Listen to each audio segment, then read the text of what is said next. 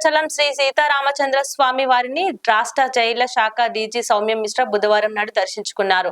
ముందుగా ఆలయ మర్యాదలతో భద్రాచలం శ్రీ సీతారామచంద్ర స్వామి ఆలయ ఈవో దామోదర్ రావు, అర్చకులు, ఆలయ సిబ్బంది పూలమాలతో ఘన స్వాగతం పలికారు.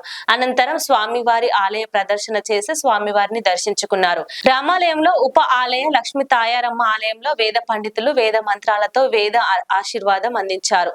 దేవాలయ అర్చకులు తీర్థ ప్రసాదాలు అందించారు. డీజీ సౌమ్య మిశ్రాతో పాటు పలువురు పోలీస్ అధికారులు స్వామివారిని దర్శించుకున్నారు.